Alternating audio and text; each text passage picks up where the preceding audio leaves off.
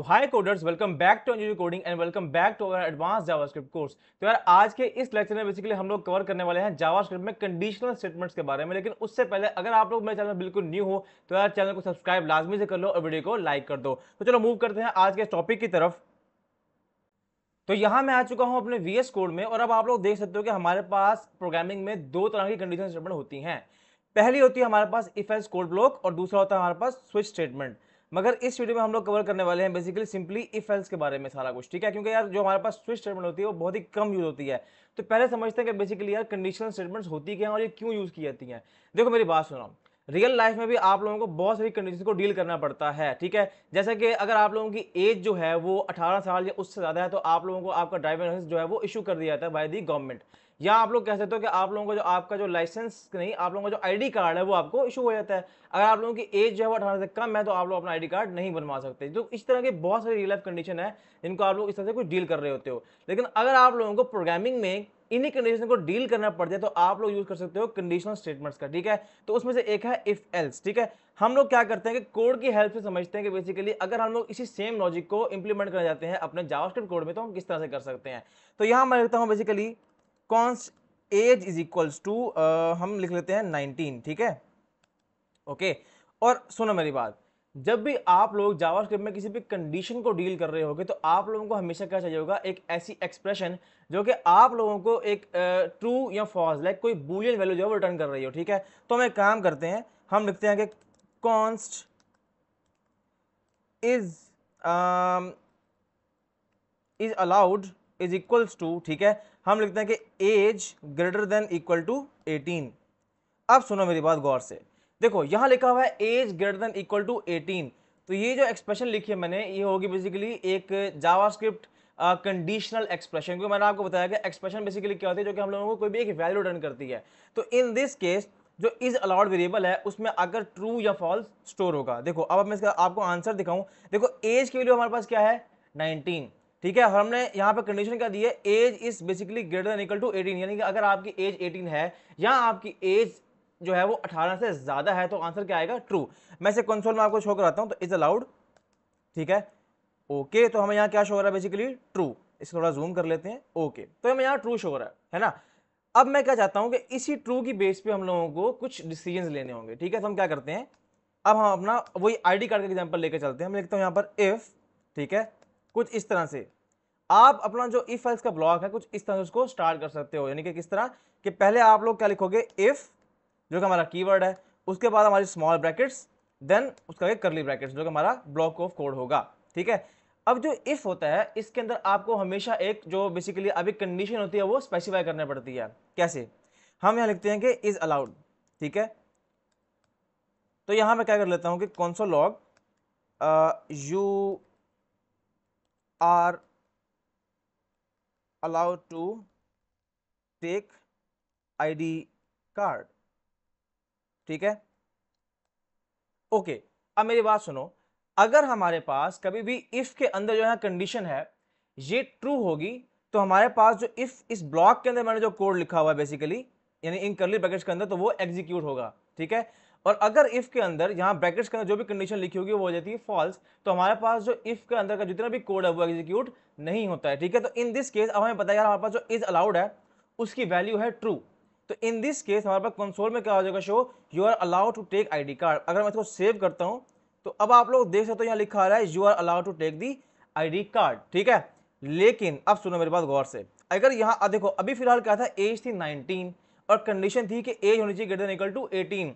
मगर क्या होगा अगर मैं यहां कर देता हूं 17, अगर मैं इसको सेव करता हूं तो अब देखो, और इसको मैं यहां से हटा देता हूं, तो अभी सुनो जो हमारे पास इज अलाउड की वैल्यू है इन दिस केस क्या होगी कि अब देखो एज है 17, तो हमारे पास जो जावास्क्रिप्ट की एक्सप्रेशन है कंडीशनल एक्सप्रेशन ये क्या रिजल्ट देगी, फॉल्स। इसी को हम लोगों ने बेसिकली पास कर दिया है अपने इफ के अंदर, ठीक है।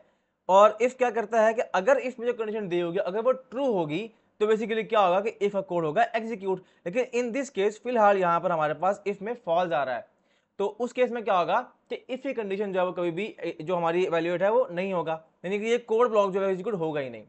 तो इन दिस केस कि अगर हमारे पास इफ में फॉल्स आ जाता है तो हम लोग यहां पर एल्स का यूज कर सकते हैं, हम लिखेंगे एल्स, ठीक है।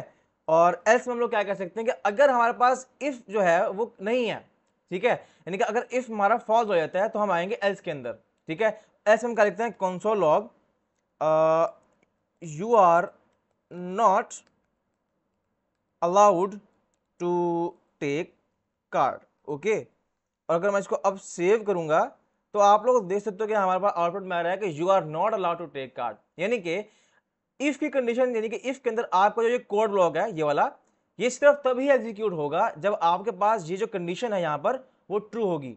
लेकिन अगर ये कंडीशन फॉल्स हो जाएगी तो हम लोग मूव कर जाएंगे ऑटोमेटिकली एल्स ब्लॉक में, और जो इस एल्स ब्लॉक में गिवन होगा बेसिकली वही आपका आउटपुट होगा, मतलब ये चीज यहाँ पर रिटर्न हो जाएगी, ठीक है। तो ये तो एक सिंपल एग्जांपल। लेकिन आप लोग सिंपली क्या कर सकते हो कि जरूरी नहीं कि आप लोग इस जो एक्सप्रेशन है उसको एक वेरिएबल में स्टोर करवाओ। आप लोग सिंपली क्या कर सकते हो कि आप लोग इसको यहाँ से उठा सकते हो कुछ इस तरह से, और डायरेक्टली भी इसके अंदर जो है वो लगा सकते हो, कोई इशू नहीं है। तो अगर मैं भी आपको इसका आउटपुट दिखाऊंगा तो हम लोगों का आउटपुट यही होने वाला है, you are not allowed to take the ID card. और अगर मैं यहाँ से अपनी एज को कर लेता हूँ यहाँ से 18, देन क्या होगा कि you are allowed to take the ID card. तो आप लोगों को समझ में आएगा यार किस तरह से हमारा जो इफ एल्स ब्लॉक है वो काम करता है, ठीक है। यानी अगर कंडीशन ट्रू तो इफ वाली स्टेटमेंट एग्जीक्यूट होगी, अगर कंडीशन फॉल्स तो हम लोग एल्स ब्लॉक की तरफ मूव कर जाएंगे, ठीक है। तो ये तो है सिंपल इफ एल्स। लेकिन ये जो हम लोगों ने लिखा है बेसिकली इफ और एल्स, ठीक है। तो सुनो मेरी बात, जो ये स्ट्रक्चर हम लोगों ने बनाया है इसको बोलते हैं इफ एल्स कंट्रोल स्ट्रक्चर। क्यों? क्योंकि देखो यार, आपको पता है कि जावास्क्रिप्ट का जो प्रोग्राम होता है वो टॉप टू बॉटम एग्जीक्यूट होता है।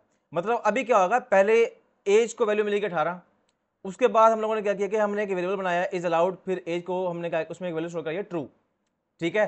तो इस तरह क्या हो रहा है कि line by line JavaScript code होता है एग्जीक्यूट।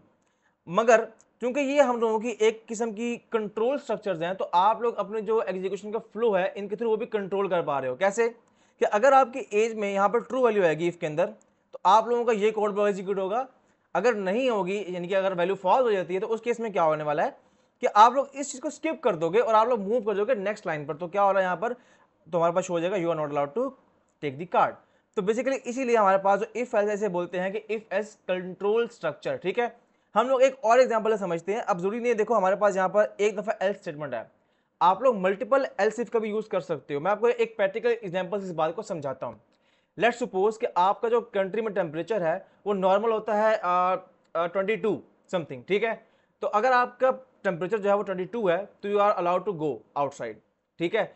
हम कहते हैं अगर टेम्परेचर आपका बेसिकली ज्यादा है बेसिकली 30 से, तो आपको एडवाइस किया था कि आप लोग घर में ही रहो, ठीक है। लेकिन आप लोगों का टेम्परेचर अगर 40 से भी ज्यादा है, देन आप लोगों को घर में ही रहना होगा, ठीक है। कुछ इस तरह की कंडीशन को बनाते हैं। हम लोग क्या करने वाले हैं,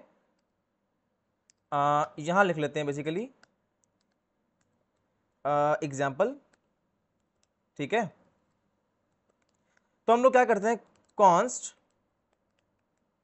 टेम्परेचर इज इक्वल टू, और हम इनिशियल वैल्यू क्या देने वाले हैं इसको, मे बी मैं दे देता हूं 40। हम लोग पहले ही एक एक्सट्रीम केस पे चलते हैं। तो हम लिखते हैं कि if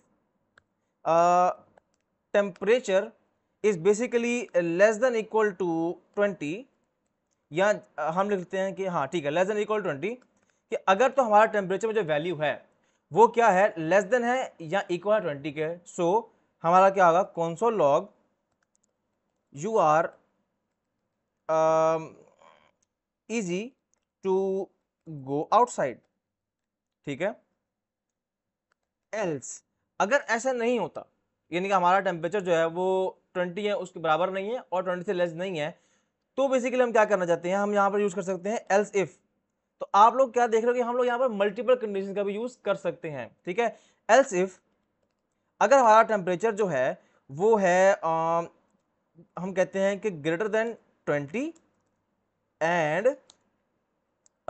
temperature is basically less than equal to 30, यानी कि अगर हमारा टेम्परेचर 20 से ज़्यादा है और हमारा जो टेम्परेचर है बेसिकली वो 30 से कम है और उसके बराबर है, तो हमारा क्या होना चाहिए बेसिकली कि console log you are advise to stay at home, ठीक है। और एल्स हम लोग क्या कर सकते हैं, बेसिकली हम लोग कंसोल में दिखा सकते हैं कि you are not allowed to go outside. सही है। तो देखो अब हम इसको पहले तो खुद से एग्जीक्यूट करते हैं, बाद में इसका आंसर देखेंगे। तो समझो, पहले हमारे पास क्या था, const temperature is equal to 40। तो अभी देखो हमारे पास टेम्परेचर की क्या वैल्यू पड़ी हुई है, 40। तो पहले हम लोग क्या करेंगे कि यहाँ पर चेक करेंगे कि if temperature is less than equal 20, तो क्या जो मेरे पास टेम्परेचर में वैल्यू पड़ी हुई है क्या वो छोटी है या बराबर है 20 के, जो कि नहीं है, वो 20 से ज्यादा है। तो ये कंडीशन क्या होगा यहाँ पर, फॉल्स। फॉल्स के केस में क्या होगा कि जो इफ है ये वाला कोड ब्लॉक यहां तक का बना हुआ है ये एग्जीक्यूट नहीं होगा। हम लोग मूव करेंगे एल्स इफ की तरफ। एल्स इफ में क्या है कि if temperature is basically greater than 20, कि आपका जो टेम्परेचर क्या है वो बड़ा है 20 से, हाँ बड़ा तो है, and temperature is less than equal 30, लेकिन क्या उसकी रेंज जो है वो 30 तक आती है। लेकिन देखो हमारा टेम्परेचर बेसिकली क्या है वो 40 है, ठीक है, तो वो 30 से भी क्रॉस कर रहा है। तो ये कंडीशन भी क्या हो जाएगी हमारे पास यहाँ पर, फॉल्स। और हम लोग मूव करेंगे कहाँ पर, लास्ट कंडीशन में जो हमारा है एल्स। उसमें क्या होगा, अगर ये दो कंडीशन फॉल्स हो जाती है तो हम लोग मूव करेंगे बाय डिफॉल्ट एल्स की तरफ। तो उसमें क्या है कि you are not allowed to go outside. अगर मैं आप लोगों को इसका आंसर दिखाऊं तो देखो यार यहाँ आ रहा है you are not allowed to go outside, ठीक है। तो यानी कि हमने अब क्या क्या देख लिया कि आप लोग एक तो सिंपल इफ एल्स का किस तरह से यूज कर सकते हो, और दूसरा क्या है कि बेसिकली आप लोग मल्टीपल एल्स इफ को यानी कि आप लिख सकते हो। लेकिन आप लोग समझ लो कि हम लोगों ने बेसिकली डिफरेंट जो हमारी इफ स्टेटमेंट उनको आपस में चेन कर दिया, यानी एल्स इफ। आप लोग यहाँ पर जरूरी नहीं कि आप एक दफा एल्स इफ लिखो, आप इसको भी एल्स इफ में लिख सकते हो, और यहाँ कंडीशन आप दे सकते हो कि बेसिकली जो आपका टेम्परेचर है, ठीक है, वो क्या है, less than equal to 40, sorry equal to 40, ठीक है। तब भी आप लोगों के पास बेसिकली यही आंसर आने वाला है। तो आप लोग जितनी मर्जी दफा चाहो यहाँ पर एल्स इफ का यूज कर सकते हो, ठीक है। ओके, तो यार आज के लिए बस इतना ही। मैं आपसे मिलूंगा अब नेक्स्ट वीडियो में, तब तक के लिए कीप लर्निंग। अल्लाह हाफिज।